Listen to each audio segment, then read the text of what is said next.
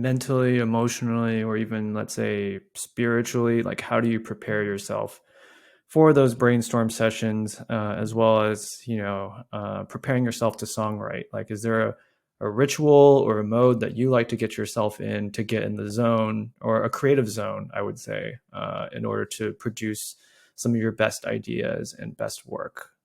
There is not a zone, not for me personally. The zone is very. Have you seen the movie Soul? The pic. I have not.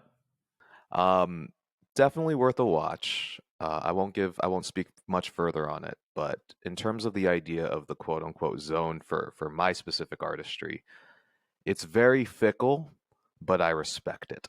Where there will be times where you want to sit down, you have your guitar plugged in, you have your notes app ready, you are in a quiet space, and you have like free time, um, and it doesn't come to you. As in, whatever you're trying to create, it doesn't come. There are times where randomly you're eating a bowl of spaghetti and you only have 2 hours before you have to do some errands or something. There are times where the zone will randomly pop up and say, I'm here right now, and it's time. Figure, like, fit it in. Fit in the brainstorming and come to a point before you need to do the next thing you need to do.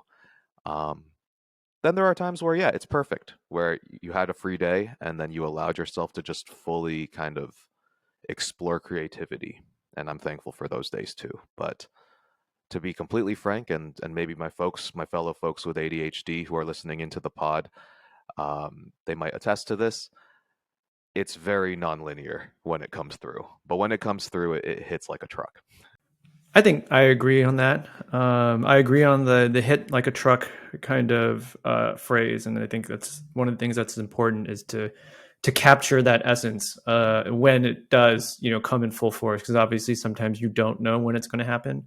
I think for me, because I work in a creative sort of marketing, a creative marketing kind of field, I try to have routines, like especially like if I go out for a walk, right? Like I'll use that time to just kind of let my mind wander, and it may not necessarily, nothing may actually come from it, but just kind of like prepping myself to get in that zone, because I know that the more times that I kind of do something on a routine and I can let my mind wander, that if I'm doing something else, like the more often that I let my mind wander and have those breaks between something really, a mix between something structured, like, oh, I need to work on this task, versus like, okay, I'm doing this routine of walking, but then mentally, like, it's not structured. And so, at least for me, that's how I try to let things kind of come into the zone. It needs to marinate a little bit. It's the time I can make connections. I can look at things and be like, oh, this looks like this could be interesting if it was mixed with XYZ, right? And that's like some pseudo brainstorming kind of going on in the background as I'm doing this very mundane, physical task kind of thing. And that's something that I know has helped me in the past, not just for that one moment, but just it's a lead up to um, other moments where that storm of creativity kind of just comes to you. It's like you have to have different stimulations, right? Like mental and emotional stimulations that jog the brain, jog the creativity. And you just need to be exposed. And, or for me, I just need to be exposed in different environments. But for me, that's kind of like they have to be sort of planned environments. Like, okay, I'm going to walk. Maybe I'll go to a coffee shop. I'll sit down and just drink a coffee or tea and just think about nothing, or with no specific agenda for an hour or so. And then stuff just comes, right? In terms of creative thoughts and things like that. Yeah, absolutely. It's pretty magical what an idle mind can do, or like a mind that can make itself idle while doing something else. Daydreams and the ability to sort of the human brain's ability to, I think about one thing while doing something else and then like catalog it for later.